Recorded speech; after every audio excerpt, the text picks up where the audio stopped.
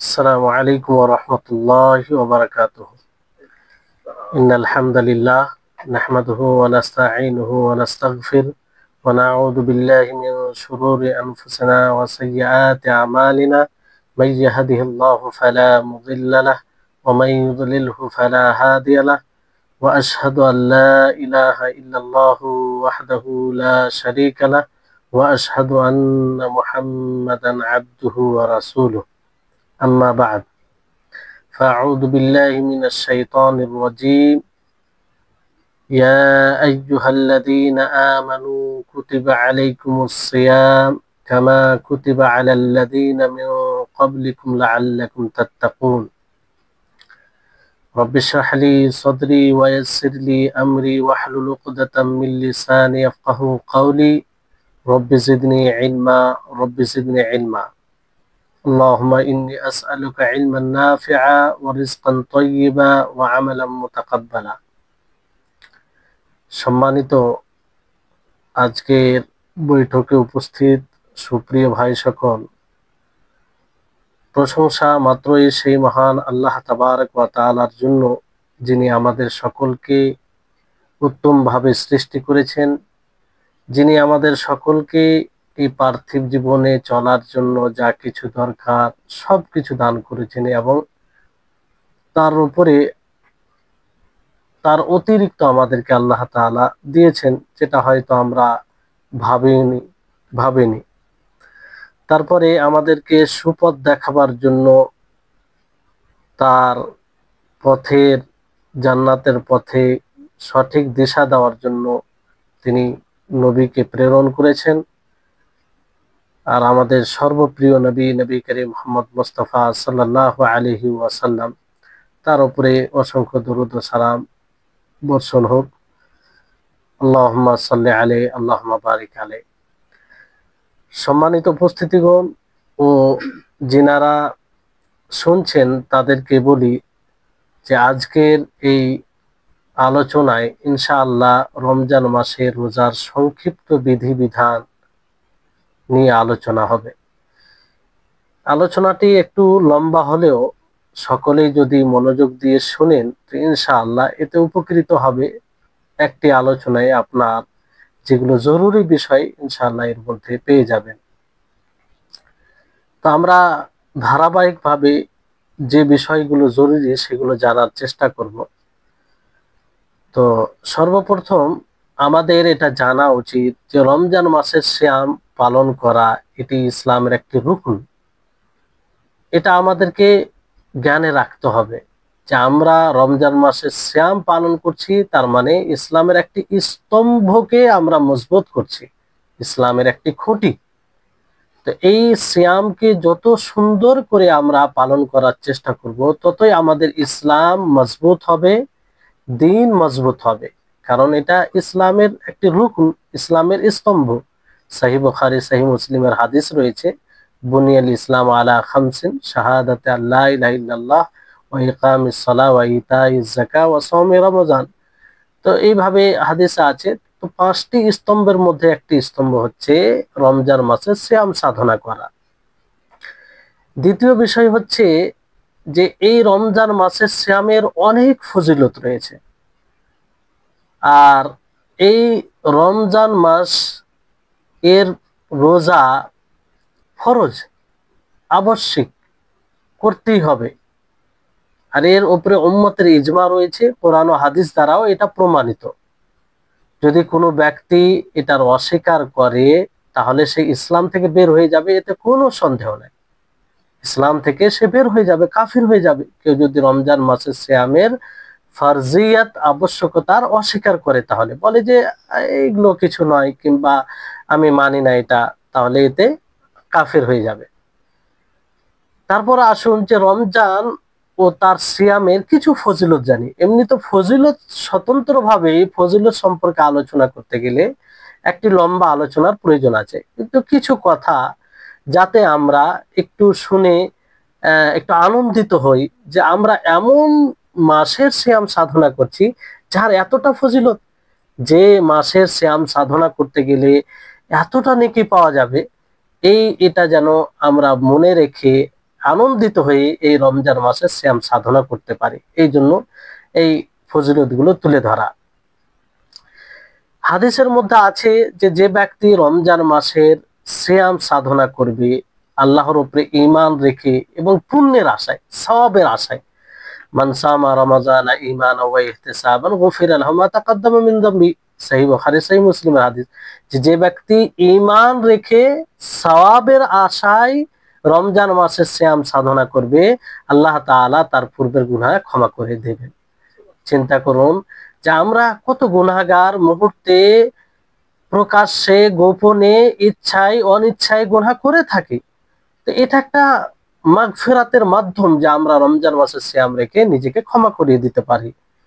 দ্বিতীয় বিষয় হচ্ছে যে এই মাসটি এত গুরুত্বপূর্ণ মাস যে আল্লাহ তাবারক ওয়া তাআলা এই মাসে জান্নাতের দরজা সমূহকে উন্মুক্ত করে দেন। ফুতিহাত আবওয়াবুল জান্নাহ, জান্নাতের দরজা সমূহকে আল্লাহ তাআলা খুলে দেন, আর জাহান্নামের দরজাকে বন্ধ করে দেন। গুল্লিকাত আবওয়াবুন নার, যে জাহান্নামের দরজাকে আল্লাহ তাআলা বন্ধ করে দেন, এবং শয়তান সুফিদাতিশ শায়াতিন, শয়তান যারা রয়েছে তাদেরকে শিকলাবদ্ধ করে দেওয়া হয়। চিন্তা করুন যে বিশেষভাবে এই মাসের ব্যাপারে এটা বলা হয়েছে, অন্য কোনো মাসে এটা আল্লাহ তাআলা করে না। তার মানে কি, এগুলোর অর্থ হচ্ছে যে আপনি খুব সহজেই ইতাআত করে আল্লাহ তাআলার নিকটে আপনি নিজেকে জান্নাত উপযুক্ত করতে পারবেন। সহজে আপনি নেকির কাজ করার মানে নেকির কাজ করা এই মাসে সহজ। জাহান্নামী যেগুলো কর্ম রয়েছে সেই কাজ থেকে বেঁচে থাকা সহজ, এবং শয়তান আপনাকে সহজে আক্রমণ করতে পারবে না। আপনি যদি প্রচেষ্টায় চান যে আমি এই মাসটি আল্লাহর ইতাআতে অনুসরণে অতিবাহিত করব, তো শয়তান আপনাকে ওই রকম ভাবে আক্রমণ করতে পারবে না যেমন ভাবে পূর্বের 11 মাসে করে থাকে। তারপরে সবচেয়ে বড় বিষয় হচ্ছে যে যারা এই মাসে সিয়াম সাধনা করে তাদের জন্য বিশেষভাবে একটি জান্নাতের দরজা রয়েছে, আর সেই জান্নাতের দরজার নাম রয়েছে রায়্যান, যেখানে শুধুমাত্র সায়েমিন, যারা রোজা ইফতার, যারা মানে রোজা রাখবে, সিয়াম সাধনা করবে, তাদের জন্য এটি বিশেষ। এমনকি হাদিসে সুস্পষ্ট ভাবে বলা হয়েছে যে সেখানে রোজাদার ব্যতীত কেউ প্রবেশ করতে পারবে না। সহিহ বুখারী সহিহ মুসলিমের হাদিস। তাহলে এই হচ্ছে ফজিলত। আরো অনেক ফজিলত রয়েছে, সেগুলোর দিকে যাচ্ছি না কারণ কথা লম্বা হয়ে যাবে। তারপরে আসুন রমজান মাসের চাঁদের ব্যাপার। রমজান মাসের চাঁদ, আপনি কি করে রমজান মাসের সিয়াম সাধনা করবেন, কখন আপনি রমজান মাসের সিয়াম শেষ হয়ে গেছে মনে করবেন? তো আল্লাহর নবী মুহাম্মদ সাল্লাল্লাহু আলাইহি সাল্লাম তার এই ব্যাপারে দিক নির্দেশনা হচ্ছে, আল্লাহ নবী সুস্পষ্ট ভাবে বলেন যে তোমরা চাঁদ দেখে রোজা রাখো এবং চাঁদ দেখে রোজা ছাড়ো। তোমাদের চাঁদ দেখে সিয়াম আরম্ভ করা উচিত আর চাঁদ দেখে ইফতার করা উচিত। মানে যখন রমজান মাসে চাঁদ দেখা দিবে তখন তোমরা সিয়াম সাধনা করবে, আর যখন শাওয়াল মাসে চাঁদ দেখা দিবে তখন তোমরা ইফতার করবে। আর যদি আকাশ মেঘাচ্ছন্ন হয়, মেঘে ঢাকা থাকে আকাশ, যার ফলে চাঁদ দেখা না দেয়, তো সেই সময় আমরা মাসের 30টি দিন পরিপূর্ণ করব, কারণ 30-এর অধিক হয় না কোনো মাস। ফলে 30 দিন পূর্ণ করে আমরা, যদি রমজান মাস হয় তাহলে 30 দিন পূর্ণ করে আমরা ঈদ পালন করব, আর যদি শাবান মাস হয় 30 দিন পূর্ণ করে আমরা রমজান মাসের সিয়াম সাধনা করব, যদি আকাশ মেঘাচ্ছন্ন হয়, চাঁদ না দেখা দেয়। এখানে একটা বিষয় হচ্ছে যে আমরা কি মক্কায় যে চাঁদ দেখা দেয় সেই চাঁদ দেখার উপরে নির্ভর করব, এটা কি সঠিক? না প্রত্যেক দেশে যে চাঁদ উদিত হওয়ার স্থান আছে সেই স্থান অনুযায়ী চাঁদ দেখা দিবে, তার উপরে নির্ভর করা উচিত? কোনটা সঠিক? কারণ এই ব্যাপারে আপনারা অনেকেই শুনে থাকেন যে না, এক এক চাঁদ দেখাতেই, কিংবা সৌদি আরবে যখন চাঁদ দেখবে, যেখানে প্রথম চাঁদ দেখা দিবে সেই অনুযায়ী সকলকে ঈদ করতে হবে অথবা সকলকে সিয়াম সাধনা করতে হবে। তো কোনটা সঠিক?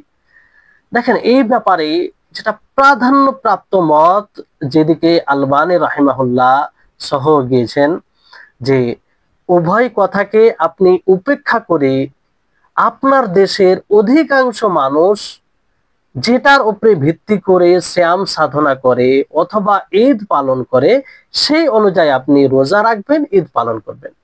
যেমন ধরুন আপনার দেশের চাঁদ উদিত স্থান অনুযায়ী চাঁদ দেখে তারা রোজা রাখে, তা আপনি সেই অনুযায়ী রোজা রাখবেন। সেখানে আপনি বলবেন না যে না, মক্কায় যেদিন চাঁদ দেখা দেয় সেই অনুযায়ী আপনি রোজা রাখবেন, ঈদ পালন করবেন, এরকমটা বিষয় করবেন না।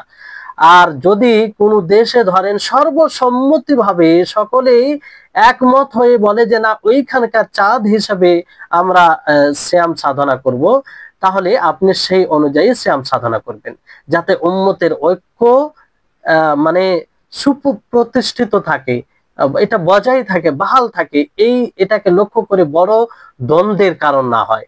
তো এই হচ্ছে বিষয়। বাকি আসর হচ্ছে যে আপনি নিজের জায়গার চাঁদ উদিত স্থান অনুযায়ী রোজা রাখবেন এবং ঈদ পালন করবেন, আসল হচ্ছে বিষয় এটা। কিন্তু আপনার দেশের মানুষ যদি কোনো এক মতের উপরে এক হয়ে আমল করে, তা আপনিও সেই অনুযায়ী আমল করবেন, এটাই হচ্ছে উত্তম প্রাধান্য প্রাপ্ত মত। আশা করি আপনারা বুঝতে পেরেছেন। আল্লামা আলবানী তিনি তামামুল মিন্না আলবানীতে এটা স্পষ্ট করেছেন। তাহলে আশা করি এই বিষয়টি আপনাদের নিকটে স্পষ্ট। এবার আসুন যে রমজান মাসের রোজা কাদের উপরে ফরজ, কারা রাখবে, কোন ধরনের মানুষ রাখবে, সকলের উপরে ফরজ নাকি, এই বিষয়টি আমাদেরকে জানতে হবে। দেখুন, রমজান মাসের রোজা প্রত্যেক মুসলিম, আক্কেল, সাবালক, সুস্থ, অসুস্থ, নর নারী সকলের উপর অপরিহার্য। মহিলাদের ক্ষেত্রে তারা যেন হায়েজ ও নিফাস থেকে পবিত্র থাকে, এটা শর্ত। বাকি ফরজ হয়, কিন্তু তাদেরকে পরবর্তীতে কাজা করতে হবে। তাহলে কি বললাম, মুসলিম হতে হবে, আক্কেল হতে হবে মানে সাবালক হতে হবে, বিবেক সম্পন্ন হতে হবে। যে পাগল হয়, ব্রেনলেস হয়, তো তাদের উপরে এই রোজা ফরজ নয়। সাবালক হতে হবে মানে প্রাপ্তবয়স্ক হতে হবে। সাবালক হওয়ার কয়েকটি মাধ্যম রয়েছে, যে হয় লজ্জা স্থানের যে লোম রয়েছে সেটা গজিয়ে যাবে, কিংবা দাড়ি মোচ এগুলো দেখা দেবে, কিংবা বগলের লোম এগুলো দেখা দেবে। তারপরে বীর্যপাত হওয়া। আর মহিলাদের ক্ষেত্রে তাদের স্বতন্ত্র একটি লক্ষণ হচ্ছে তাদের হায়েজ হওয়া। যদি তাদের হায়েজ হয়, ঋতু হয়, তাহলে সাবালিকা হয়ে গেছে, এটা সুস্পষ্ট বিষয়। তারপরে সুস্থ হতে হবে, সুস্থ হলে তার উপরে রোজা ফরজ হবে। যদি অসুস্থ হয় তাহলে অসুস্থর উপরেও ফরজ হয়, কিন্তু অসুস্থর উপরে যখন সে সুস্থ হবে সেটা কাজা করবে, পরবর্তীতে আলোচনা আসবে, এবং নর নারী সকলের উপরে। তো এই হচ্ছে বিষয়। তারপরে যারা সাবালক হয়নি, কম বয়সের, তো তারা যদি রোজা রাখতে চায় তাহলে রোজা রাখতে পারে কি পারে না? জি হ্যাঁ, তারা রোজা রাখতে পারে। আর এই ব্যাপারে হাদিস রয়েছে, সহিহ বুখারী সহিহ মুসলিমের হাদিস রয়েছে, যে সাবালক যারা হয়নি, ছোট বয়সের বাচ্চা, মেয়ে হোক অথবা ছেলে হোক, তারা রোজা রাখতে পারে। আর এর সওয়াব অবশ্যই তার বাবা মাও পাবে। অসুস্থ মুসাফির ব্যক্তি, দুই ব্যক্তির ক্ষেত্রে যদি তাদের সিয়াম পালনে, রোজা রাখতে কষ্টসাধ্য না হয়, মানে কষ্ট না হয়, রোজা রাখতে গিয়ে কষ্ট নাই, এমন অসুখ ধরেন যে রোজা রাখলে কোনো অসুবিধা নেই, কোনো কষ্ট হয় না, অসুস্থ কিন্তু এমন অসুখ যে কষ্ট হয় না।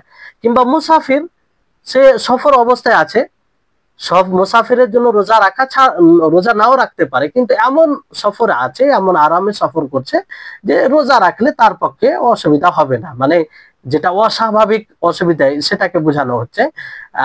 রোজা রাখতে গিয়ে পিপাসার্ত হবে, ক্ষুধার্ত হবে, এটা তো স্বাভাবিক বিষয়, এটা আপনি যেখানে থাকেন এটা হবে।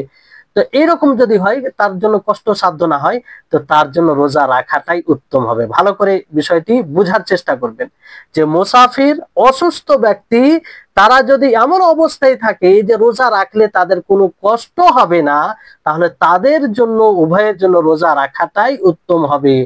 আর যদি কষ্টসাধ্য হয়, কষ্টবোধ মনে হয়, তাহলে রোজা না রাখাই উত্তম হবে উভয়ের ক্ষেত্রে, কারণ আল্লাহ তাআলা ছাড় দিয়েছেন। তা আপনি অতিরিক্ত কষ্ট করে কেন রোজা রাখবেন? আল্লাহ তাআলা তো ছাড় দিয়েছেন। আর হাদিসে আছে ইন্নাল্লাহা ইউহিব্বু আন তু'তা রুখাসা, যে আল্লাহ তাআলা পছন্দ করেন যে আল্লাহর পক্ষ থেকে যেগুলো ছাড়, সেই ছাড়ের উপরে আমল করা। তাহলে এই বিষয়টি স্পষ্ট।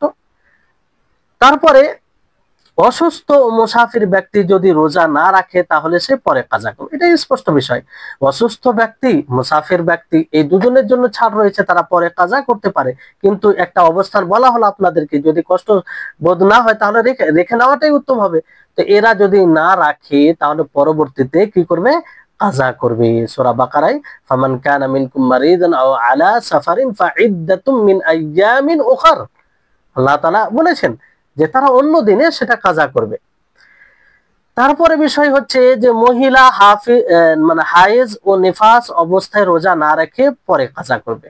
তাদের জন্য শর্ত হচ্ছে তারা যেন হাইজরত ঋতুবতী অবস্থায় না হয়, এবং নিফাস বলা হয় যেটা বাচ্চা প্রসব হওয়ার পরে পরবর্তী সময়ে যেটা ব্লাড আসে সেটাকে নিফাস বলা হয়।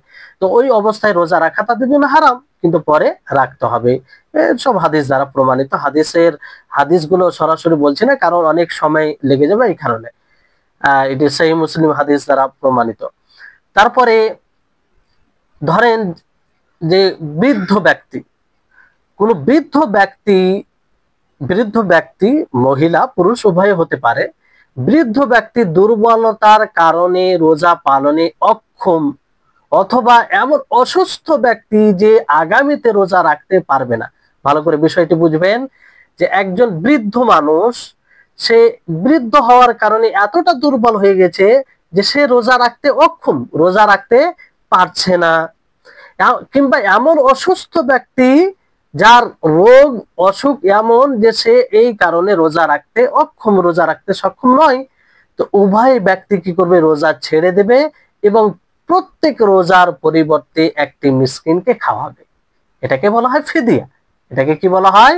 ফিদিয়া। একটি মিসকিনকে খাওয়াবে কিংবা খাবার দিয়ে দিবে।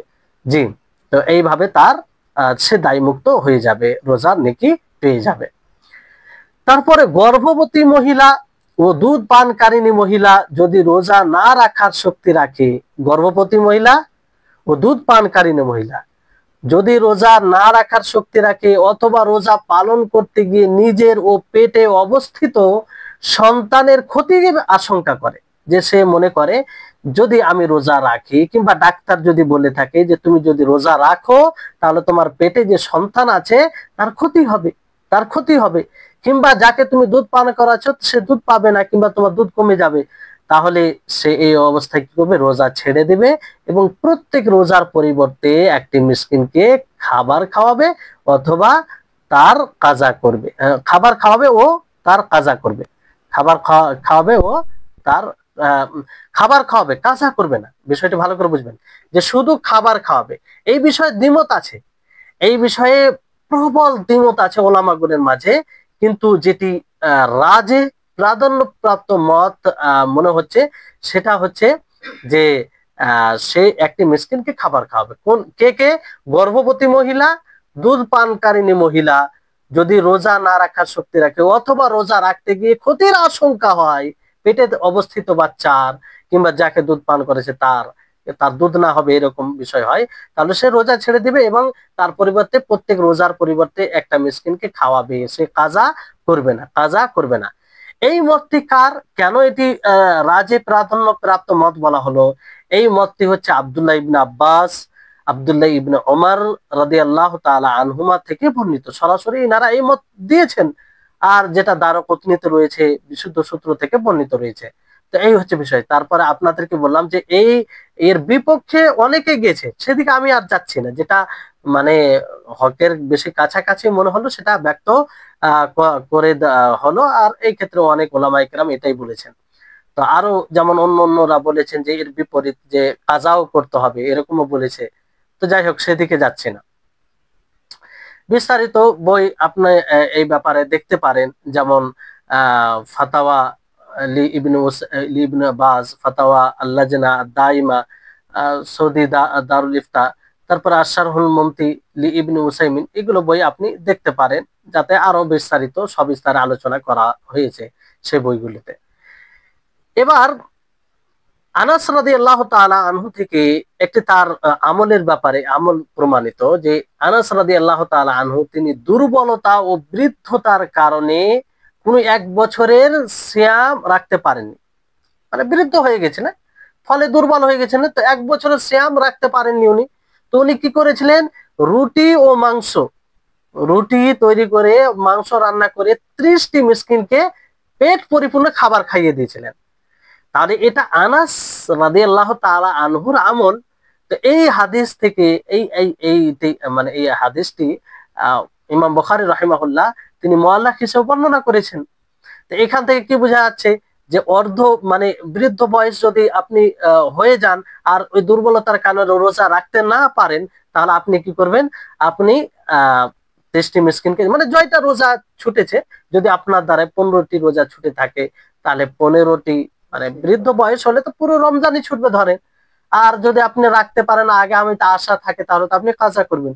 একদম বৃদ্ধের কারণে যদি ছুটে যায়, জয়টাই ছুটবে, সেই পরিবর্তে আপনি মিসকিনকে খাবার খাইয়ে দিবেন, অথবা আপনি খাবার দিতে পারেন অর্ধ সা, 1 কিলো খাবার, কিংবা মানে এরকমও বলা হয়েছে যে 600 গ্রাম, কত 650 গ্রাম এরকম যদি দেন, তা সেটাও হবে, যেটা আপনি খান, যে খাবার খান সেই খাবার।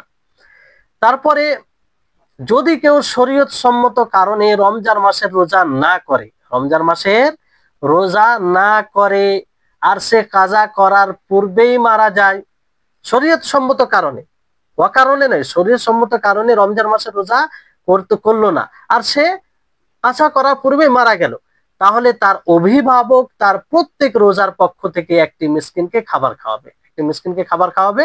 আর যদি কেউ মানত করা রোজা পূর্ণ না করে মারা যায়, তার পক্ষে তার আত্মীয় স্বজন রোজা রাখবে, তার পক্ষে তার আত্মীয় স্বজন রোজা রাখবে। এই ব্যাপারে অনেকেই আবার বলেছেন যে না, পার্থক্য নয়, আহ, মানে যদি এরকম তার শরীরসম্মত কারণে রোজা না রাখতে পারে আর সে মারা যায়, তাহলে সে রোজাগুলো কে কাজা করতে পারে, তার অভিভাবক রাখতে পারে, মানে মিসকিনকে খাবার না খাইয়ে রাখতে পারে। তো যাই হোক, বিষয়টি হচ্ছে যে সেগুলো যদি মিসকিনকে খাইয়ে দেয়, আর মানত করার ব্যাপারে যেহেতু সরাসরি হাদিস আছে, যে যে ব্যক্তি রোজা করার মানত করলো আর সে মানে রোজা রাখতে পারলো না, তো তার ওলি, তার অভিভাবক তার পক্ষ থেকে রোজা রাখবে। এই কারণে এর মানত রোজার ব্যাপারে সরাসরি বলা হয় যে রোজা রাখবে।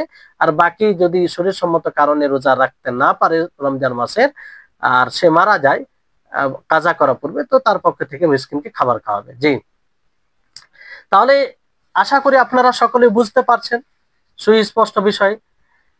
এবার আসুন যে রোজার রুকুন সমূহ। রোজার রুকুন কি? রুকুন বলতে স্তম্ভ, যার উপরে কোনো জিনিস টিকে থাকে, যেমন আপনাদেরকে বলা হয় যে নামাজের রুকুন আরকানুস সলা। আরকানুস সলা বলতে কি, যে সলাত তার উপরে নির্ভর করে, সেটা যদি না থাকে আমার আপনার সলাতেই হবে না। অনুরূপ ভাবে আরকানুস সিয়াম, মানে সিয়ামের রুকুন সমূহ, সিয়ামের রুকুন সমূহ, যার উপরে আমাদের সিয়াম, আমাদের রোজা টিকে আছে, তো সেগুলো জানা আমাদের জন্য জরুরি। কারণ এটা যদি না জানি আমরা, অনেক সময় এটা না থাকলে আমাদের রোজা বিনষ্ট হবে, রোজা হবে না। তো 1 নম্বর রুকুন হচ্ছে, এর স্তম্ভ হচ্ছে যে নিয়ত করা, নিয়ত করতে হবে। তবে নিয়ত কাকে বলে এটা জানতে হবে। আমরা জানি, সকলে হাদিসটি শুনে থাকি, ইন্নামাল আমালু বিন্নিয়াত, যে সমস্ত আমল নির্ভর করে নিয়তের উপরে। নিয়ত কাকে বলে, এই নিয়তের ব্যাপারে অনেক মানুষ বিভ্রান্তির মধ্যে রয়েছে। মানে বড় আফসোস হয়, দুঃখ হয়, যে কিছু ইসলামের বিধান আছে সুস্পষ্ট বিষয়, তারপরও সেখানে বিভ্রান্তি বিভ্রান্তি রয়েছে মানুষের মাঝে। কেন? এই যে গুমরাহি কিংবা গোড়ামি থাকার কারণে। নিয়ত দেখেন, নিয়ত বলা হয় হৃদয়ের সংকল্পকে নিয়ত বলা হয়। হৃদয়ে যা আপনি একটি সংকল্প করবেন, ইচ্ছা করবেন, এটাই হচ্ছে নিয়ত। জিহবা দ্বারা নিয়ত কিতাব ও সুন্নাহ দ্বারা প্রমাণিত নয়। অনেকেই নিয়ত করে যে নাওয়াইতু আন আসুমা গাদান, কি এগুলো জাহিলিয়াত বলেন, অজ্ঞতা নয়? যে নাওয়াইতু আন আসুমা গাদান, আমি নিয়ত করছি যে আগামী কাল সিয়াম রাখবো। তো গাদান মানে হয় আগামী কাল। তো তো অনেক ব্যক্তি এইভাবে নিয়ত করে সাহারি খাওয়ার পূর্বে কিংবা রাত্রে, রাত হলো মানে কি সেটা দিন হয়ে গেলো, সেই দিনের রোজা রাখবে সেই, তো গাদান বলে আগামীকাল, মানে সেই দিনে সে নিয়তই করলো না, তার মানে তার রোজাই হলো না, সে নিয়তই করলো না। এক তো সে মানে জিহবা দ্বারা নিয়ত করে এটা একটা স্পষ্ট ভাবে বিদআত করছে, কারণ এটা কোথাও প্রমাণিত নাই, কোনো হাদিস দ্বারা আপনি প্রমাণ করতে পারবেন না, হ্যাঁ, যে জিহবা দ্বারা নিয়ত করতে হবে। বুঝতে পারলেন? হৃদয়ের সংকট আপনার হৃদয়ে থাকবে, আপনি রাত্রে নিয়ত করতে হবে। তবে সাহারি যদি কেউ করে, সাহারি করে, তাহলে এটা নিয়ত স্বরূপ বলা যাবে। সাহারি কেন করে মানুষ? আহ, যে রোজা রাখবে। এবার যদি কেউ না আমি খাবার খাবো, এমনি খাবার খাচ্ছি রোজা রাখার জন্য, এটা কেউ যদি আলাদাভাবে মধ্যে নিয়ত করে থাকে তো সেটা ভিন্ন বিষয়। বাকি সাহারি তো করে মানুষ রোজা রাখার জন্য। তো রমজান মাসে মনে রাখবেন, খুব গুরুত্বপূর্ণ বিষয়, এই বিষয়ে মানুষ অনেক উদাসীন থাকে, ফলে রোজাই হয় না অনেকের। রমজান মাসে প্রত্যেক রাত্রে ফজরের পূর্বে নিয়ত করা জরুরি। যদি এই নিয়ত ছুটে যায় তো আপনার সিয়াম হবে না, যদিও বাকি সবকিছু আপনি পূর্ণ করেন, কারণ এটা রুকুন। প্রত্যেক ফজরের পূর্বে আপনি নিয়ত করবেন যে রোজা রাখবো, আমি রোজা রাখবো, এটা আপনার নিয়ত থাকবে। যদি এটা না থাকে ফজরের পূর্বে, ফজরের পর যদি নিয়ত করেন রমজান মাসের সিয়ামে, ফরজ সিয়ামে, তাহলে এটা হবে না। যদি নফল রোজা হয়, তো নফল রোজার ক্ষেত্রে এর ভিন্ন বিষয়। নফল রোজাতে আপনি দিনেও নিয়ত করতে পারেন। যেমন ধরুন আপনি সকাল থেকে কিছু খাননি, সকাল বলতে ফজরের পর থেকে কিছু খাননি, 10টার সময় আপনার মনে হলো যে আজকে শ্যাম সাধনা করি, নিয়ত করেননি পূর্বে, কিন্তু সেই সময় আপনি নিয়ত করে নিলেন যে রোজা রাখবো, তো আপনার কোনো সমস্যা নেই, রোজা হয়ে যাবে। কিংবা ধরেন আপনি মানে নিয়ত করেননি, 8টার সময় বাড়িতে গিয়ে দেখলেন যে খাবার নাই কিছু, তো ওই সময় আপনি কি করবেন? নিয়ত করলেন যে আজকে খাবার নেই, তো রোজা রেখে নিলাম। তো রোজা রেখে রেখে নিলাম, তো এই নিয়ত আপনার জন্য যথেষ্ট হবে, যদিও আপনি ফজরের পূর্বে নিয়ত না করে থাকেন, নিয়ত না করে থাকেন। তাহলে এটা নফল রোজার ক্ষেত্রে, কিন্তু ফরজ রোজার ক্ষেত্রে এটা হবে না। জি, তাহলে এটাও মানে হাদিস দ্বারা আহ মানে প্রমাণিত। আর শর্ত হচ্ছে এটা যে ফজরের পর থেকে আপনি কিছু খাবেন না, কিছু খাবেন না। তারপরে যদি যদি কোনো ব্যক্তি রাত্রে নিয়ত করে ঘুমিয়ে যায় আর সাহারি না করতে পারে, তাহলে তার রোজা বিশুদ্ধ হবে? জি হ্যাঁ, বিশুদ্ধ হবে। নিয়ত হচ্ছে শর্ত। আপনি নিয়ত করে যদি শুয়ে যান, সাহারি করতে পারলেন না, উঠতে পারলেন না, সরাসরি আপনি উঠছেন ফজরের সময়, আজান হয়ে গেছে, মুয়াজ্জিন আজান দিচ্ছে আল্লাহু আকবার আল্লাহু আকবার, তখন উঠছেন, আপনার আপনার ঘুম ভাঙছে। কিংবা আপনি নামাজের পরে ঘুম ভাঙছে, জামাত শেষ হয়ে গেছে তারপরে ঘুম ভাঙছে, আর আপনি রাত্রে কিন্তু রোজার নিয়ত করেছেন, তো আপনার রোজা হবে কি হবে না? জি, আপনার রোজা হবে, এতে কোনো সমস্যা নেই। কিন্তু হ্যাঁ, এটা আপনার যদি ব্যতিক্রম এটা ঘুমের কারণে হয়ে যায় সেটা ভিন্ন বিষয়, কিন্তু ইচ্ছাকৃত ভাবে এত লম্বা ঘুম দেওয়া ঠিক হবে না। অনেকেই ভাবে, এর এই ব্যাপারে ধারণা রয়েছে যে সাহারি না করলে রোজা হবে না। অনেকের মুখ থেকে এরকম ভাবে শোনা গেছে যে আজকে আমি সাহারি করতে পারিনি, ফলে রোজা রাখেনি। কি দেন, অজ্ঞতার কারণে একটা রোজা ছুটে গেল রমজান মাসের, অথচ সে নিয়ত করেছিল, সে রাত্রে নিয়ত করেছিল যে আমি রোজা রাখবো, কিন্তু সাহারির ব্যাপারে তার স্পষ্ট ধারণা নেই, ফলে সে কি আর রোজা রাখলো না সেই ব্যক্তি সেই দিন। তো এরকম অজ্ঞতা থাকাটা একটা বড় দুঃখজনক। প্রত্যেক মাসে, প্রত্যেক বছরে, আমরা প্রত্যেক বছরে এই রমজান মাস অতিবাহিত করে থাকি, আর এই সুস্পষ্ট বিষয়গুলো যদি না জানি, তো এটা আমাদের জন্য বড় দুঃখের বিষয়। তো এই হচ্ছে বিষয়। সাহারির শর্ত নেই, সাহারি এটা আপনার সহযোগী সহযোগী হবে, আর এটা আপনার নেকি পাবেন। স্বতন্ত্র একটি ইবাদত, সাহারি করা একটি স্বতন্ত্র ইবাদত, এবং এর প্রতি নবী সাল্লাল্লাহু আলাইহি সাল্লাম তাগিদ করেছেন, তাগিদ করেছেন। ফজর থেকে নিয়ে সূর্য অস্তমিত হওয়া পর্যন্ত রোজা ভঙ্গ। দ্বিতীয় যেটা রুকুন হচ্ছে রোজার, যে ফজর থেকে নিয়ে, ফজরে সাদেক থেকে নিয়ে, ফজরে সাদেক থেকে নিয়ে আপনার সূর্য অস্তমিত হওয়া পর্যন্ত, ফজরে সাদেক মানে যে আজান হয়, মূল আজান হয়, সঠিক সময় আজান দিবে, ওই আজানকে বলা হচ্ছে। তো ওই সময় থেকে নিয়ে সূর্য অস্তমিত হওয়া পর্যন্ত আপনি খাবার ও পানাহার থেকে বিরত থাকবেন, এটা হচ্ছে রুকুন। তাহলে দুইটি রুকুন, এক নিয়ত করা, আর একটা হচ্ছে খাবার ও পানাহার থেকে বিরত থাকবেন। জি, তাহলে এই দুইটি রুকুন থাকতে হবে, তাহলে আমাদের রোজা ঠিক হবে। আর এই দুটি রুকুনের মধ্যে যদি একটি রুকুন বিলুপ্ত হয়, তাহলে মনে করবেন এতে কোনো সন্দেহ নেই যে রোজা বাতিল, রোজা বাতিল। এবার আসুন যে রোজা ভঙ্গের কারণ সমূহ, কি কি কারণে রোজা ভঙ্গ হয়ে যায়। যেমন ওযু ভঙ্গ হয়ে যায়, আপনারা জানেন অনেক কারণে ওযু ভঙ্গ হয়ে যায়। অনুরূপ ভাবে কিছু কিছু কারণ আছে যে কারণে রোজা ভঙ্গ হয়ে যায়। এটা আমাদেরকে জানতে হবে কি হবে না? না জানলে অনেক সময় করে থাকবো, ভঙ্গ হয়ে যাবে, আমরা জানতেই পারবো না, বুঝতেই পারবো না। তো রোজা ভঙ্গ হয় তার মধ্যে অন্যতম একটি কারণ হচ্ছে খাওয়া ও পান করা। খাওয়া ও পান করা। যে ব্যক্তি ইচ্ছাকৃতভাবে যে ব্যক্তি ভুলে খেয়ে নেবে অথবা পান করে নিবে, সে না কাজা করবে না কাফারা দিবে। তাকে এটা বুঝে নিতে হবে যে আল্লাহ তাআলা তাকে খাইয়েছে ও পান করিয়েছে। এটা আল্লাহ তাআলার ফজল বলতে পারেন। তবে এটা আপনি আশা করবেন না যেন আমি ভুলে খেয়ে যাই, না, এটা আপনার আশা হবে না। আপনি ব্যতিক্রম যদি ভুলে খেয়ে নিন তো কোনো অসুবিধা নেই, মানে এটা আপনার রোজার বিশুদ্ধতায় কোনো প্রভাব ফেলবে না। কিন্তু আপনি আশা করতে পারেন না যে অন্যরা তো ভুলে পেট পরিপূর্ণ খেয়ে নিচ্ছে, আমি কেন খেতে পারি না, আমি কেন ভুলি না। এরকম অনেক মানুষ বলে যে কখনো আমি ভুলি না, ভুলে যদি খেয়ে নিতাম কোনোদিন তাহলে পেটও ভরে যেত আর রোজাও সঠিক হতো। এরকমটা আশা একজন মুমিন করবে না। একজন মুমিন সবসময় চাইবে যে রোজা ভঙ্গের কোনো কারণ যেন না আসে, ভুলের কারণও না আসে এবং ইচ্ছাকৃত ভাবে না হয়। তবে যদি কেউ ভুলে খেয়ে নেয় তো এটা কোনো ভর্ৎসনার কারণ নয়, তাকে কোনো মানে কটূক্তি করা যাবে না, বরং আল্লাহ তাআলা তাকে খাইয়ে দিয়েছে। আতামাহুল্লাহ, আল্লাহ তাকে খাইয়ে দিয়েছে, পান করিয়ে দিয়েছে। জি, সহিহ বুখারী সহিহ মুসলিম হাদিস দ্বারা এটা প্রমাণিত। তারপরে কি কি করে রোজা ভঙ্গ হয়? ইচ্ছা করে বমি করা। ইচ্ছা করে বমি করা। যে ব্যক্তি ইচ্ছা করে বমি করে, মানে ইস্তাকা, ইচ্ছা করে বমি করবে, যেমন ধরেন জিহবাতে দুটি আঙুল ভরে কিংবা আর কিছু মুখে দিয়ে যে যা দ্বারা বমি আসবে, এরকম ভাবে ইচ্ছাকৃত ভাবে বমি যদি করে তাহলে রোজা ভঙ্গ হয়ে যাবে। আর যদি অনিচ্ছায় ধরেন শরীর একটু কেমন লাগছে কিংবা হঠাৎ করে কোনো দুর্গন্ধ এলো কিংবা সামনে কিছু দৃষ্টিতে পড়লো, ফলে অনেকের হয় যে আহ বমি চলে আসে, তো এরকম বমিতে অসুবিধা নেই, এতে না কাজা করতে হবে না কাফারা দিতে হবে, তার রোজা সঠিক হবে। তিরমিজি, আবু দাউদে হাদিসে রয়েছে।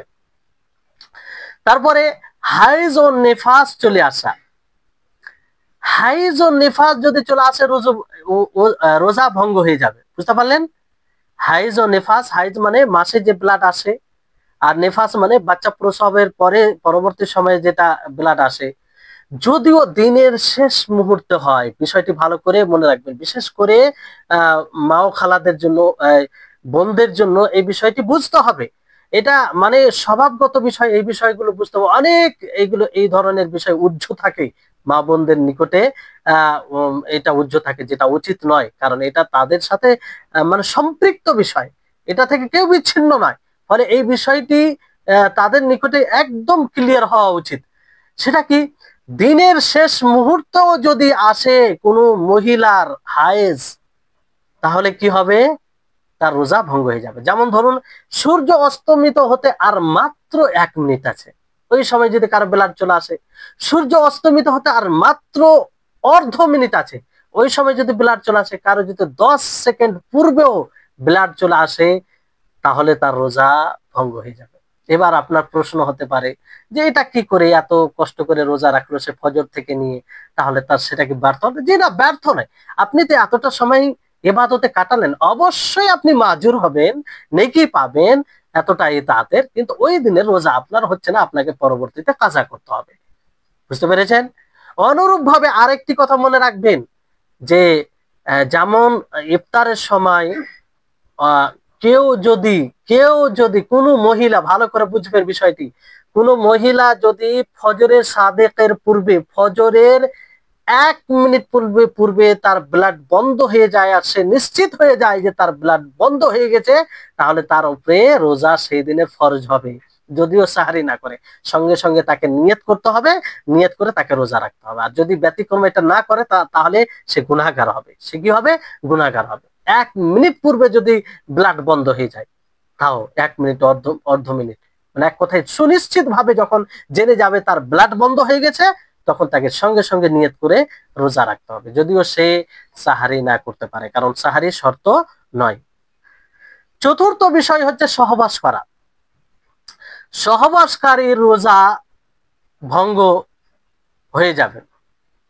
যদি যদি কোনো পুরুষ স্ত্রীর সাথে সহবাস করে, কিংবা স্ত্রী তাতে ইচ্ছা থাকে তার, সেও তার প্রতি সন্তুষ্ট থাকে এটা সহবাসের প্রতি, তাহলে এর কি কাফফারা ওয়াজিব হয়ে যায়। কাফফারা একদম ভারী, এটা একটা কঠোর একটা কাফফারা।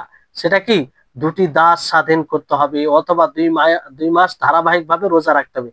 যদি তার শক্তি না থাকে তাহলে 60 মিসকিনকে খাওয়াতে হবে, 60 মিসকিনকে খাওয়াতে হবে। 2 মাস লাগাতার রোজা রাখতে হবে, মানে বুঝতে পারছেন যে লাগাতার রোজা রাখতে হবে। মধ্যে যদি একদিন ছুটে যায় কোনো মানে অকারণে, তারপরেও আবার তাকে শুরু থেকে রাখতে হবে, সব রোজা বাতিল। এতটা কঠোর। কারণ কঠোর এই কারণে যে এত পবিত্রময় মাস, সেই দিন কঠোর ভাবে নিষেধ করা হয়েছে, তারপরে যদি কেউ সহবাস করে নেয়, তার মানে এই রমজান মাসের গুরুত্ব মর্যাদাকে অমূল্যায়ন করা এটা একটা দিক। এই জন্য কঠোর কাফারা রয়েছে। তো ধারাবাহিকভাবে দুটি দাস স্বাধীন করবে, যদি সক্ষম না থাকে তাহলে 2 মাস ধারাবাহিকভাবে শ্যাম সাধনা করবে। এটার প্রতি যদি সক্ষমতা না থাকে তাহলে 60 মিসকিনকে 60 মিসকিনকে কি করবে, খাওয়াবে। একদিনে খাওয়াতে পারে।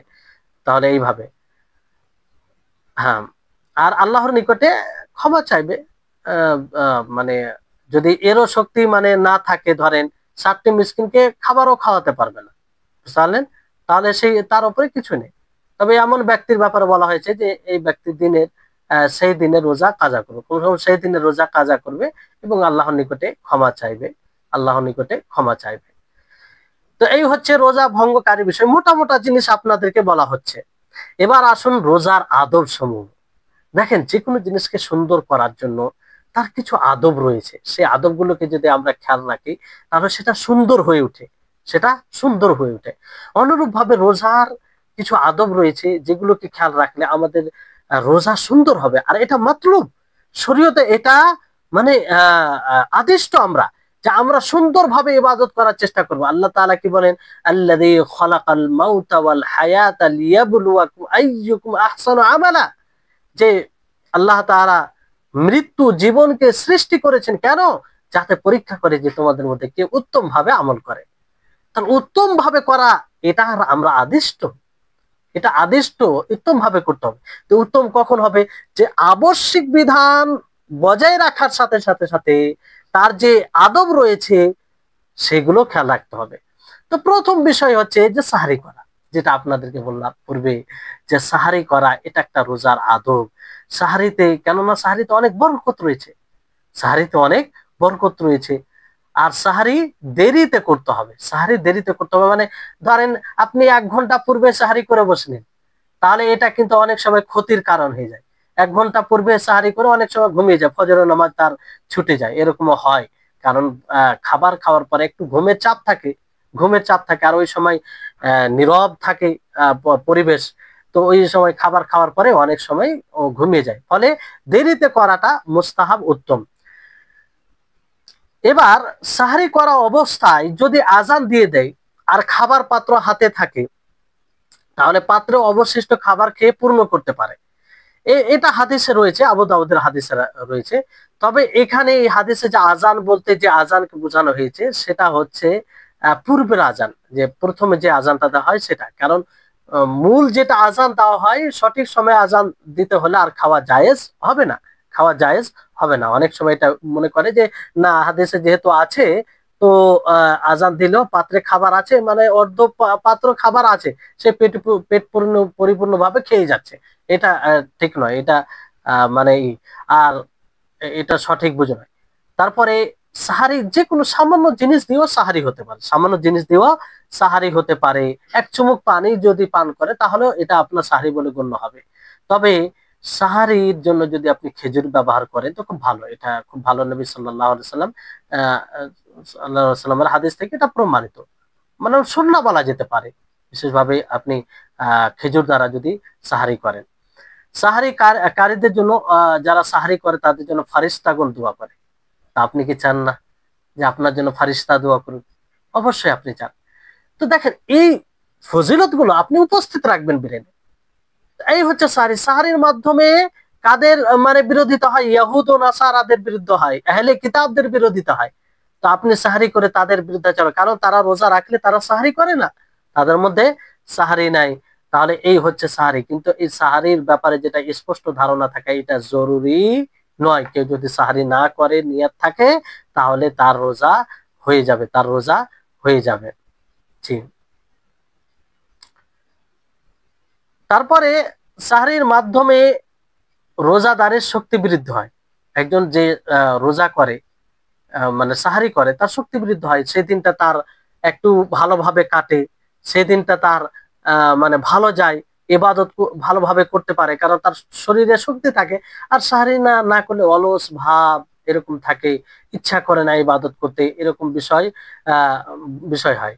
তো এই জন্য সাহারি করাটা বরকত আর বারাকা বলা হয়েছে, যে তোমরা তাসাহারু, তোমরা সাহারি করো, ফাইন্না ফিস সুহুরি বারাকা, কারণ সাহারিতে বারাকা রয়েছে। তো বারাকা এগুলোই, এক তো আভ্যন্তরীণ বারাকা রয়েছে, আর এক যেগুলো আমরা উপলব্ধি করি সেটা তো দেখতে পাচ্ছি। আপনি সাহারি করলে সেই দিনটা আপনার ভালো যায়, আর সাহারি না করলে আপনি শুয়ে শুয়ে অলস ভাবে দিন কাটাবেন।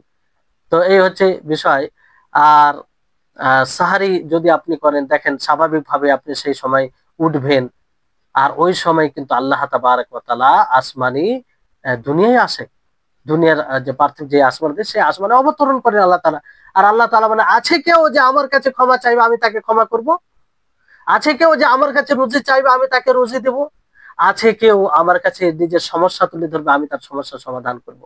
সম্মানিত উপস্থিতিগণ, চিন্তা করুন যে আল্লাহ তাআলা ডাকে আর আমরা সেই ডাক থেকে উদাসীন থাকি। আল্লাহ তাআলা দেওয়ার জন্য, তিনি দেওয়ার জন্য ডাকেন, আর আমরা নিতে ইচ্ছুক নয়, নিতে ইচ্ছুক নয়, বলি না আল্লাহ তাআলার কাছে চাই না। তো এই হচ্ছে আমাদের ব্যর্থতা। সাহারি দেরিতে, কতটা দেরিতে করবেন আপনি, এই জন্য হাদিসে বলা হয়েছে যে 50 আয়াত যা পড়তে যতটা সময় লাগবে অতটা, 50 আয়াত প্রায় 15 থেকে 20 মিনিট, 25 মিনিট লাগবে, এরকম পূর্বে আপনি যদি সাহারি করেন তাহলে এটা বেটার, আপনার উত্তম সাহারি হবে। আর সবচেয়ে উত্তম সাহারি খেজুর, যেটা বলা হলো আপনাদেরকে। তারপরে রোজার ধরেন আরো যেগুলো আদব রয়েছে, যে রোজা অবস্থায় একজন রোজাদার ঝগড়া করবে না, গালিগালাজ করবে না, নির্লজ্জ ও অনর্থ কর্ম কথা থেকে একদম বিরত থাকতে হবে। এগুলো রোজার আদব। এই জন্য বলা হয়েছে, মাল্লাম ইয়াদা কাউলা জুর ওয়াল আমালা বিহি ফালাইসা লিল্লাহি হাজা ইয়াদা তাআমাহু ওয়া শারাবাহু। যে যে ব্যক্তি রোজা করলো কিন্তু রোজা অবস্থায় মিথ্যা কথা বলা, মিথ্যার উপর আমল করা ছাড়লো না, তার জন্য কোনো দরকার নেই যে খাবার ও পানাহার থেকে বিরত থাকবে আল্লাহর জন্য। তো একজন রোজাদার মিথ্যা কথা বলতে পারে না, একজন রোজাদার চুগলখড়ি করতে পারে না, একজন রোজাদার কাউকে ধোকা দিতে পারে না। আর কেউ যদি গালি দেয় তাহলে একজন রোজাদার কি বলবে, যে ইন্নিমরুউন সাইম, আমি রোজাদার, আমার রোজা অনুমতি দেয় না যে আমি কাউকে গালি দিই, আমার রোজা অনুমতি দেয় না আমি কারোর সাথে তর্ক করি। এই হচ্ছে রোজার বৈশিষ্ট্য, রোজার আদব। কিন্তু অনেক ভাই বড় দুঃখ হয়, এই যে সোশ্যাল মিডিয়া, মোবাইল আসার পরে মোবাইল হাতে রোজা অবস্থায় কি করে, গান বাজনা শুনে, অশ্লীল জিনিস দেখে। বড় দুঃখ হয় যে রোজা অবস্থায় একটু সচেতন, একটু সংযতশীল হওয়া দরকার, এই রোজা রমজান মাসের মূল্যায়ন করা দরকার। তো এগুলো থেকে বিরত থাকবে। তারপরে আহ দান করা, রোজা অবস্থায় দান করা, এটাও একটা রোজার আদব। আপনি দান করবেন। রাসূল সাল্লাল্লাহু আলাইহি ওয়াসাল্লাম সবচেয়ে বড় দানশীল ছিলেন, কিন্তু যখন রমজান মাস শুরু হতো তিনার দানশীলতা আরো বৃদ্ধি পেত। দানশীলতার অনেক দিক আছে দেখবেন, যেমন ধরেন আপনি দানশীলতা, উদারতা, কোনো ব্যক্তিকে আপনি ইফতার করিয়ে দিলেন, আপনি কোনো জায়গায় ইফতারি অনুষ্ঠান হয় সেখানে সহযোগিতা করলেন, আপনি রোজার মাসে বিশেষভাবে কোনো মসজিদ তৈরি হচ্ছে নির্মাণে কাজে সহযোগী হলেন, কোনো মাদ্রাসায় আপনি সহযোগিতা করলেন, মানে যেটা অন্য মাসে আপনি করতেন সেটা আপনি রমজান মাসে বেশি করলে বেশি আরো উত্তম হবে। নবী করিম মুহাম্মদ সাল্লাল্লাহু আলাইহি ওয়াসাল্লাম এমনিতেই বড় দানশীল ছিলেন, কিন্তু রমজান মাসে আরো তেনার দানশীলতা বেড়ে যেত। তো এটি সেই বুখারী ও সেই মুসলিমের হাদিসে রয়েছে যে আল্লাহ নবী রমজান মাসে আরো আহ, বড় দানশীল হয়ে যেতেন। তারপরে অধিক ভাবে কোরআন তিলাওয়াত করা, খুব বেশি বেশি করে কোরআন তিলাওয়াত করবেন, খুব বেশি বেশি করে কোরআন, কারণ হাদিসে আছে যে কোরআন কি আবে শাফি আল্লি আসহাবিহি, যে কোরআন তার সঙ্গীর জন্য সুপারিশ হয়ে আসবে। সে বলবে আল্লাহ তাআলাকে, হে আল্লাহ, তোমার এই বান্দা নিদকে, ঘুমকে ত্যাগ করে আমাকে তেলাওয়াত করেছে, আমাকে পাঠ করেছে, অতএব তুমি আমার তার ব্যাপারে সুপারিশ গ্রহণ করো। আল্লাহ তাআলা তার সুপারিশকে গ্রহণ করবে। তো কোরআন পাঠ করবেন, কারণ এটা কোরআন অবতীর্ণ মাস, শাহরুল কোরআন, কোরআনের মাস। তো বিশেষ করে এই মাসে আমরা বেশি বেশি করে অধ্যয়ন করব। তারপরে সূর্য অস্তমিত হওয়ার সাথে সাথে দ্রুত ইফতার করা, এটি খুব গুরুত্বপূর্ণ বিষয়। আচ্ছা, এই বিষয়টা কেন গুরুত্বপূর্ণ? অনেকে এই বিষয়টিকে হালকা ভাবেন, এই যে সামান্য এটা কি 1-2 মিনিটের ব্যাপার, ইফতার করলে কি। আসল বিষয়টা এটা নয়। আপনি যে নবীর হাদিসকে উপেক্ষা করছেন, এটা বড় বিষয়, এটা বড় অপরাধ, বড় দুঃসাহসিকতা। যে নবীর হাদিস সুস্পষ্ট থাকার পরেও আপনি সেখানে যুক্তি খাটাচ্ছেন, সেখানে আপনি মাযহাবী মাযহাবী মতকে প্রাধান্য দিচ্ছেন, সেখানে আপনি নিজের এলাকায় মতকে, নিজের এলাকায় প্রতিবেশী কথাকে, তাদের জিনিসকে প্রাধান্য দিচ্ছেন। এটা হচ্ছে বড় দুঃসাহসিকতা। আর বলেন, এটা যদি গুরুত্বপূর্ণ না হতো তাহলে নবী সাল্লাল্লাহু আলাইহি সাল্লামের বিশেষভাবে এটা বলার কি প্রয়োজন ছিল? যে আল্লাহ নবী বললেন যে আমার উম্মত খায়রের মধ্যে থাকবে, কল্যাণের মধ্যে থাকবে যতক্ষণ পর্যন্ত তারা ঠিক সময়ে ইফতার করবে। বিশেষভাবে আল্লাহ নবীর বলার উদ্দেশ্য কি? তার মানে মানুষকে সচেতন করা, মানুষ যেন এটা অবহেলা না করে, মানুষ ঠিক সময়ে ইফতার করে, মানুষ ঠিক সময়ে কি করে? ইফতার করে। তো এই হচ্ছে বিষয়। আহ আল্লাহ নবী সুস্পষ্ট ভাবে বলেন যে উম্মত অতক্ষণ পর্যন্ত কল্যাণের মধ্যে থাকবে যতক্ষণ পর্যন্ত সে সঠিক সময়ে সূর্য অস্তমিত হওয়ার পরে পরে ইফতার করবে, দেরি করবে না, বিলম্ব করবে না। তো সতর্কতার কারণে অনেকে বিলম্ব করে, না এটা ঠিক নয়। সুনিশ্চিত ভাবে জেনেছেন সূর্য অস্তমিত হয়ে গেছে, আপনি ইফতার করবেন। তারপরে নবী সাল্লাল্লাহু আলাইহি সাল্লাম কাঁচা পাকা খেজুর দ্বারা ইফতার করতেন।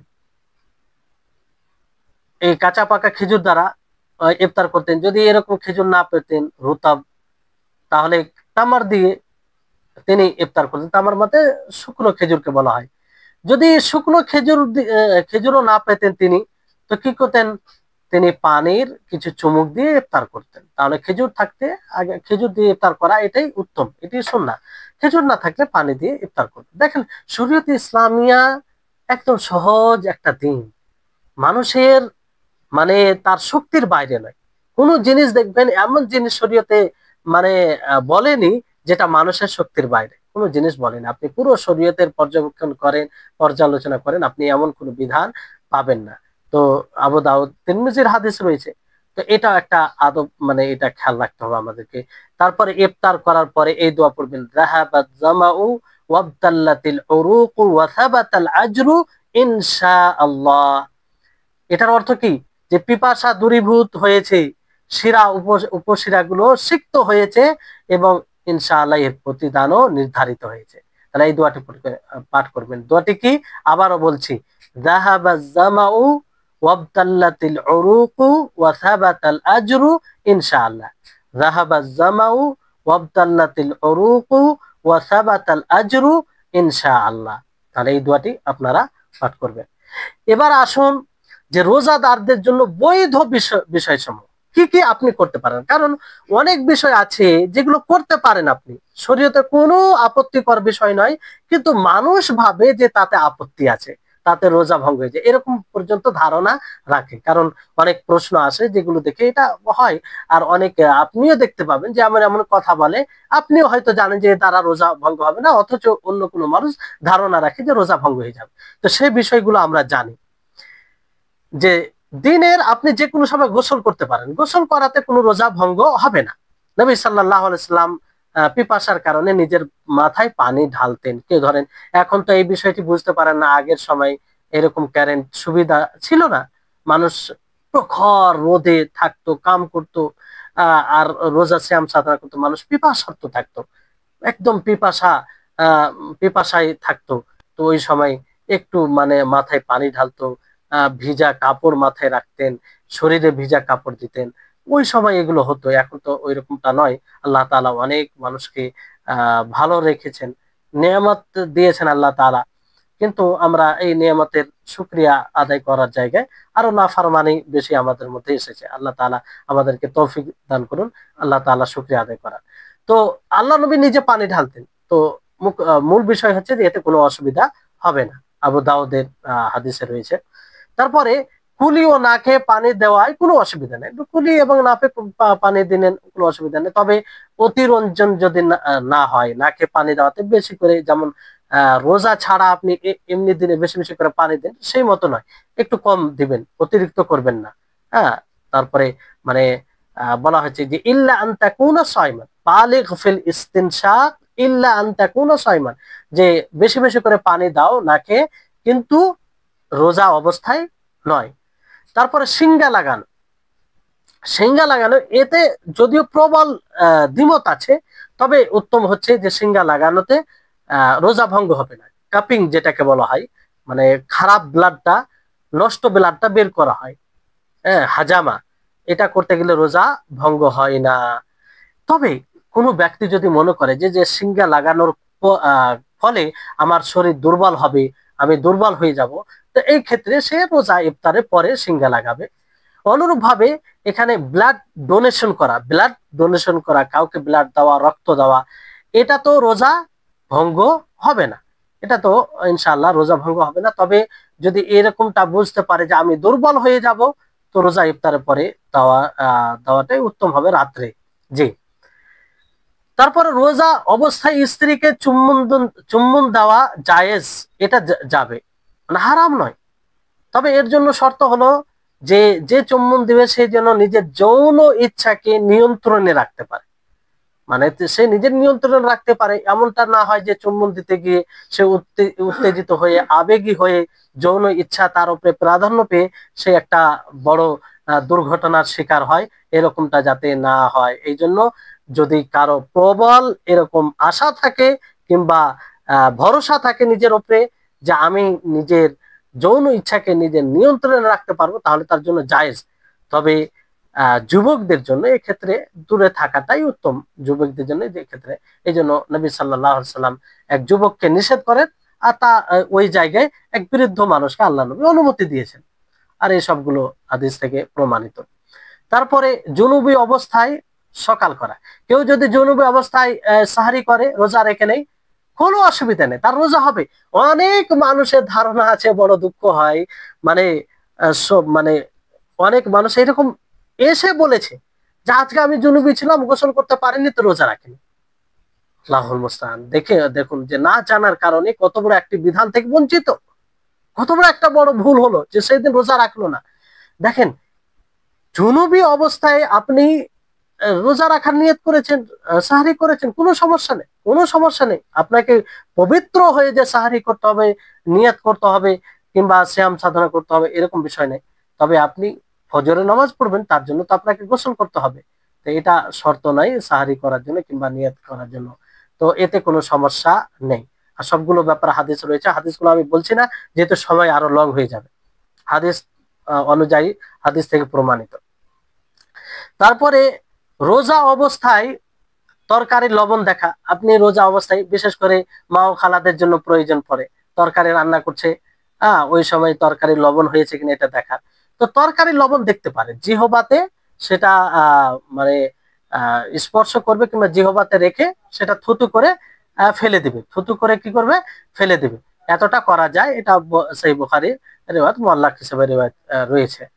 তারপরে রোজা অবস্থায় অনেকে ধারণা এরকম বিপরীত আছে, এই জন্য বলা হচ্ছে এগুলো, যে রোজা অবস্থায় নখ কর্তন করতে পারেন, চুল কাটানো অপছন্দনীয়, এরকম কোনো দলিল নয়। যেমন আপনি লজ্জায় স্থানের লোম পরিষ্কার করতে পারেন, বগলের লোম পরিষ্কার করতে পারেন, তারপরে আপনি মোচ কাটতে পারেন, খাটো করতে পারেন, কোনো সমস্যা নেই, এগুলোতে কোনো সমস্যা নেই, আপনার রোজার বিশুদ্ধতায় কোনো প্রভাব পড়বে না।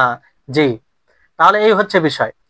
তারপরে আসুন, তারপর আরেকটি বিষয় এখানে, হ্যাঁ,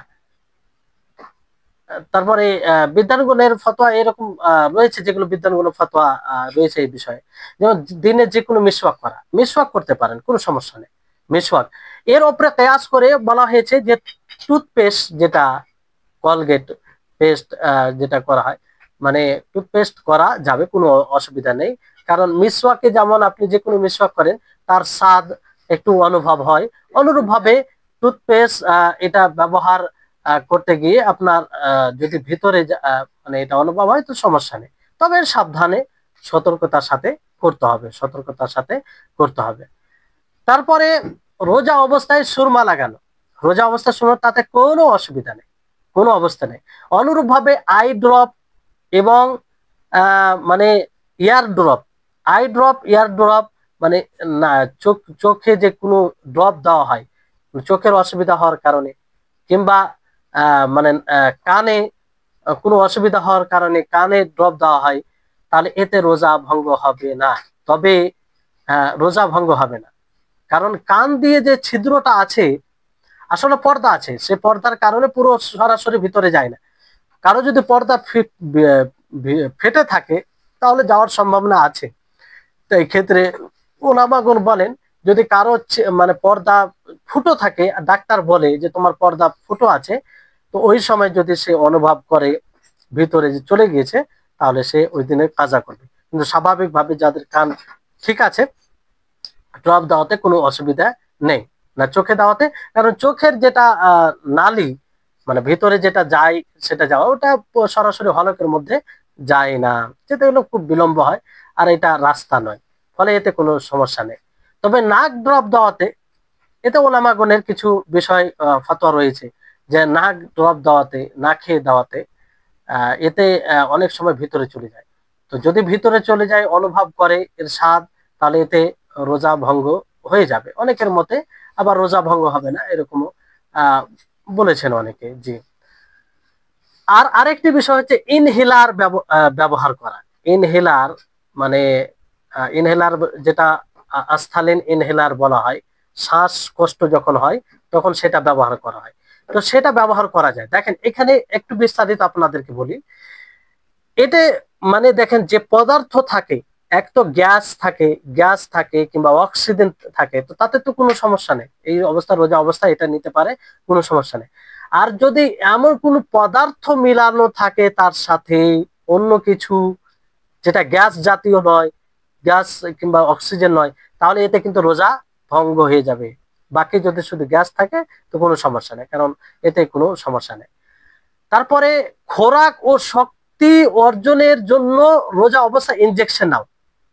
খোরাক মানে খোরাক নেওয়ার জন্য, খাবারে কাজ যেটা করে, শরীরে বল আসে, শক্তি আসে, এরকম ইনজেকশন যদি নেওয়া হয়, তাহলে এতে রোজা ভঙ্গ হয়ে যাবে। এতে রোজা অবস্থা এটা বৈধ নয়। তারপরে শরীরের যে কোনো জায়গায়, যেমন ক্রিম, তেল, বিভিন্ন রকমের বডি লোশন যেগুলো আছে, সুগন্ধি তেল হোক, এগুলো ব্যবহার করাতে অসুবিধা হবে না। যদিও আপনি শরীরে যা ব্যবহার করেন সেটা শরীর শোষণ করে, সেটা শরীর কি করে, শোষণ করে, এতে কোনো অসুবিধা নেই, এতে কোনো অসুবিধা নেই, কারণ এগুলো খাবার ও পানাহারের মধ্যে গণ্য হয় না। তারপরে বিষয় হচ্ছে যে রোজা অবস্থায় শরীরে গ্লুকোজ অনুপ্রবেশ করানো জায়েজ নয়, কারণ এটা শক্তির কাজ করে, শরীরে ফুর্তি নিয়ে আসে, আর এটা খাবারের একটা কাজ করে, ফলে এটা জায়েজ নয়। হজের অবস্থায় মহিলা ঔষধের দ্বারা হাইজের দিন সমূহকে দেরি করতে পারে, মানে হজের অবস্থায় যে মহিলার হাইজ ব্লাড আসে, সেটাকে ওষুধ দ্বারাই যদি ডিলে করে তো করতে পারে, অসুবিধা নেই। কিন্তু রোজা অবস্থায় কি করা যায়? রোজা অবস্থায় যে করা যায়, কোনো মহিলা চাইছে যে না আমি পুরো রমজান মাসে রোজা রাখবো, তো আমি ওষুধ খেয়ে এটাকে ডিলে করি, তো এটা কি করা যায়? এটা করা যায়, তবে শর্ত হচ্ছে যাতে ক্ষতি না হয়। যদি শরীরের ক্ষতি হয় তাহলে এটার অনুমতি শরীয়তে নেই। শরীয়ত কখনো চাই না তুমি নিজের ক্ষতি করে শরীয়তের বিষয়কে তুমি পালন করো, আর এটা তো স্বভাবগত জিনিস, এটা এত কষ্ট করে করার প্রয়োজন নেই। হ্যাঁ, যদি ক্ষতি না থাকে কোনো রকমের, তাহলে কোনো সমস্যা নেই, করা যায়। তারপরে সুগার পেশেন্ট যারা রয়েছে, মানে যারা হৃদয়ের অসুস্থ ব্যক্তি রয়েছে, হার্ট পেশেন্ট যারা যারা রয়েছে, কিংবা এমন অসুস্থ ব্যক্তি যাকে নির্ভরযোগ্য ডাক্তার, যদি মুসলিম ডাক্তার হয় তাহলে আরো ভালো, কিংবা নির্ভরযোগ্য যে কোনো ডাক্তার বলে যে রোজা রাখতে নিষেধ করে, মানে মানা করে যে তুমি রোজা রাখিও না, আর রোজা রাখবে না, পরে কাজা করবে, তার এটা অ্যাডভাইস হয়, পরামর্শ হয় তার শরীরকে দেখে। আর সে যদি কাজা করার মানে সক্ষমতা না রাখে, তার মানে কাজা করার আশা, মানে কাজা করতে পারবে না, কাজা করতে পারবে এরকম আশা না থাকে, তাহলে সে কি করবে, প্রত্যেকটি মানে প্রত্যেক দিনের পরিবর্তে একটি মিসকিনকে খাবার খাওয়াবে, যেটা পূর্বে আলোচনা হয়েছে। তারপরে উযু ও গোসল করার সময় অনিচ্ছায় মুখের রাস্তা দিয়ে পেটে যদি পানি চলে যায়, তাতে কি রোজা ভঙ্গ হবে? হবে না। অনিচ্ছায়, ইচ্ছাকৃত ভাবে গেলে ভঙ্গ হয়ে যাবে। ইচ্ছাকৃত ভাবে মুখের রাস্তা দিয়ে যে কোনো জিনিস পেটে যদি যায়, তাহলে তাতে রোজা ভঙ্গ হয়ে যাবে, এতে কোনো সন্দেহ নেই। অনিচ্ছায়, যেমন ধরেন আপনি উজু করছেন, অনেক সময় হয় উজু করছেন, মুখে পানি দিয়েছেন, হুট করে পানি চলে গেল ভিতরে, হ্যাঁ, রাস্তা দিয়ে চলে গেল। কিংবা নাকে পানি দিচ্ছেন, আপনি কম করে দিয়েছেন, কিংবা হয়তো একটু বেশি দিয়ে দিলেন, হ্যাঁ, তো চলে গেল অনিচ্ছায়, তো এতে আপনার রোজা ভঙ্গ হবে না, এতে রোজা ভঙ্গ হবে না। তারপর রোজা অবস্থায় থুতু গিলে নিলে রোজা ভঙ্গ হবে না।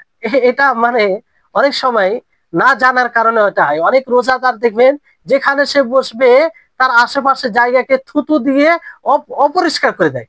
তাকে বললে যে ভাই এমনটা কেন করছেন, ভাই থুতু গিললে তো মানে রোজা ভঙ্গ হয়ে যাবে, রোজা হবে না। তো এটা কি করে হয়? এই জন্য থুতু থুতু ফেলে মানে সে আশেপাশে জায়গাগুলোকে নোংরা করে দেয়, আশেপাশে জায়গাগুলোকে নোংরা করে দেয়। তো এরকম বিষয় নয়, থুতু আপনার মুখের জিনিস, অসুবিধা নাই, আপনি থুতু 1000 বার গিলেন, কোনো সমস্যা নেই, এতে রোজার বিশুদ্ধতায় কোনো প্রভাব সৃষ্টি করবে না। তো তো থুতু আপনি গিলতে পারেন, কোনো সমস্যা নেই। তারপরে নাক ও দাঁত দ্বারা যদি রক্ত বের হয়, তো এতেও রোজা ভঙ্গ হবে না। নাক দিয়ে হঠাৎ করে আপনার রক্ত ব্লাড আসছে, কিংবা দাঁত দিয়ে ব্লাড আসতে আরম্ভ করেছে কোনো কারণে, তো এর কারণে কি হবে না? রোজা ভঙ্গ হবে না। তারপরে কিডনির অসুস্থের জন্য যে ডায়ালিসিস, যেটা করলে রোজা ভঙ্গ হয়ে যাবে, মানে ডায়ালিসিস, কিডনি অসুস্থ আর একটা যেমন করা হয়, যেমন ধরেন অনেকের কিডনি বের করে পরিষ্কার করা হয়, কিডনি বের করে পরিষ্কার করা হয়, তো এটা তেমনি হয়, কাটা ছেঁড়া করতে হয়, পরিষ্কার করে আবার ফের কোনো নতুন পদার্থ লাগানো হয় পরিষ্কার করার জন্য। তো এটা তো পেটের ভিতরের মানে অনেক আলেমদের নিকটে হলক থেকে যা নিচে আসে সেটা পেটের মধ্যে পড়ে। তো এই ক্ষেত্রে রোজা ভঙ্গ হয়ে যাবে, রোজা ভঙ্গ হয়ে যাবে। আর রোজা অবস্থায় মেহেন্দি লাগানো যাবে, কোনো সমস্যা নেই, মেহেন্দি লাগাতে পারেন। রোজা অবস্থায় সাঁতার কাটা যাবে, আপনি নদীতে, সাগরে যদি আপনি গোসল করেন, সাঁতার কাটেন, কোনো সমস্যা নেই।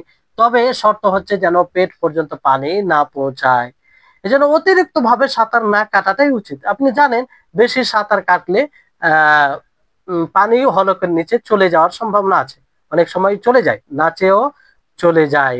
জি, লম্বা হচ্ছে কিন্তু আর কিছুক্ষণের মধ্যে শেষ হবে ইনশাআল্লাহ। যেহেতু এক আলোচনায় সবগুলো বিষয় থাকলে খুব ভালো হবে, সুবিধা হবে মানুষের। তো সাঁতার কাটা যাবে, কিন্তু সতর্ক করে। আরো বিষয় রয়েছে, এই মোটা মোটা জিনিসগুলো আপনাদেরকে বলা হয়। এবার আসুন যে রোজার অন্যান্য আরো বিভিন্ন মাসাইল, সেগুলো জানার চেষ্টা করি।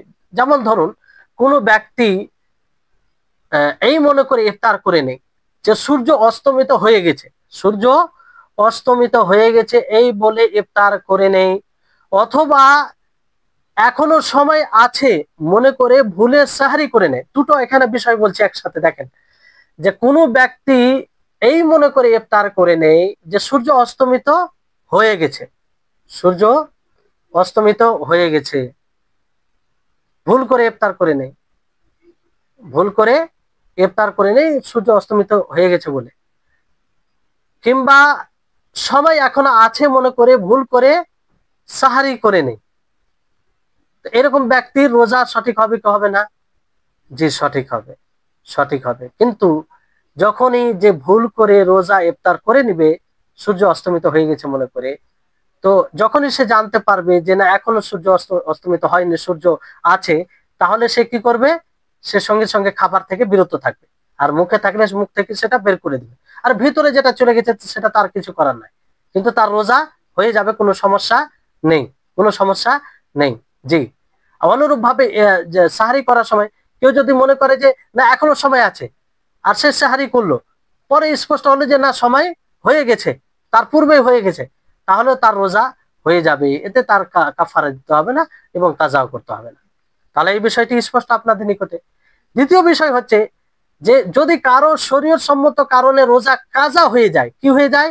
রোজা কাজা হয়ে যায়, তাহলে সে আগামী রমজান পর্যন্ত কাজা করতে পারে, আগামী রমজান পর্যন্ত কাজা করতে পারে, ধারাবাহিক ভাবে একসাথে রাখতে পারে, অথবা ভিন্ন ভিন্ন, যেমন ধরে কারো 10টি রোজা কাজা হয়েছে, সে মাসে একটা রাখতে পারে, দুটো রাখতে পারে, তিনটে রাখতে পারে, এইভাবে সে কাজা করতে পারে রমজান মাস পর্যন্ত, রমজান মাস পর্যন্ত কাজা করতে পারে। জি, তবে রমজান মাস রমজানের পর পরে কাজা করে নেওয়া এটা বেশি উত্তম, কারণ দায়মুক্ত হবে। যতদিন সে কাজা করছে না, সে তার দায়বদ্ধতা থাকবে তার উপরে ফরজ হয়ে থাকবে। এজন্য অলসতা না করে পরে পরে কাজা করে নেওয়াটা উত্তম হবে। আয়েশা রাদিয়াল্লাহু তাআলা আনহা তিনি বিলম্ব করতেন নবী সাল্লাল্লাহু আলাইহি সাল্লামের কারণে, যেটা সহিহ বুখারী সহিহ মুসলিমের হাদিস দ্বারা প্রমাণিত। তৃতীয় বিষয় হচ্ছে, যদি কেউ এক রমজান মাসের রোজা, কাজা রোজা আগামী রমজান পর্যন্ত দেরি করে দেয়, আগামী রমজান পর্যন্ত দেরি করে দেয়, আর কি হয়, দেরি করে দেয়, তো তার উপরে কাফারা ওয়াজিব হবে না, শুধুমাত্র কাজাই করতে হবে, পরবর্তীতে কাজা করতে হবে। তবে অনেকেই বলেছেন যে কাফারা ওয়াজিব নয়, তবে মুস্তাহাব হবে, আর সে তওবা করবে, এরকম অনেকেই বলেছেন। তো সঠিক কথা হচ্ছে যে কাজা যথেষ্ট হবে, কাজা যথেষ্ট হবে। জি, তো এই হচ্ছে রমজান মাসের কিছু গুরুত্বপূর্ণ বিষয় রমজান মাসের সাথে সম্পৃক্ত। যদি বলা হয় আরো বিশদভাবে, তো আরো লম্বা আলোচনা হবে। এই জন্য বিশেষভাবে এই রমজান মাসকে কেন্দ্র করে একটি ফিকহুস সিয়াম নামে কোর্স করা হয়েছে, সেখানে সমস্ত বিষয়কে তুলে ধরা হয়েছে বিস্তারিতভাবে। সেখানে আপনারা দেখতে পারেন ফিকহুস সিয়ামে, যেটা হয়তো আমার ইউটিউব চ্যানেলে রয়েছে, সবগুলো ক্লাস রেকর্ড ফিকহুস সিয়াম ধারাবাহিকভাবে, সেখানে আপনারা দেখতে পারেন এক এক করে, ইনশাআল্লাহ এতে উপকৃত হবেন। আল্লাহ তাবারক ওয়া তাআলার কাছে দোয়া করি, আল্লাহ যেন আমাদের সকলকে রমজান মাসের সিয়ামকে বিশুদ্ধভাবে পালন করতে পারি, এর তৌফিক আল্লাহ তাআলা দেন। আর রমজান মাসে যেন আমরা সুন্দরভাবে ইবাদতের সাথে কাটাতে পারি, এর তৌফিক আল্লাহ তাআলা দেন। আর আমরা যেন এই রুকুন সম্পর্কে, রমজান মাসের সিয়াম সাধনা সম্পর্কে যতটা জ্ঞান অর্জন করা জরুরি কিংবা দরকার, ততটা যেন আমরা জ্ঞান অর্জন করতে পারি আর সেই অনুযায়ী আমল করতে পারি। ওয়া আখির দাওয়ানা আনিল হামদুলিল্লাহি রাব্বিল আলামিন। আসসালামু আলাইকুম ওয়া রাহমাতুল্লাহি ওয়া বারাকাতুহু।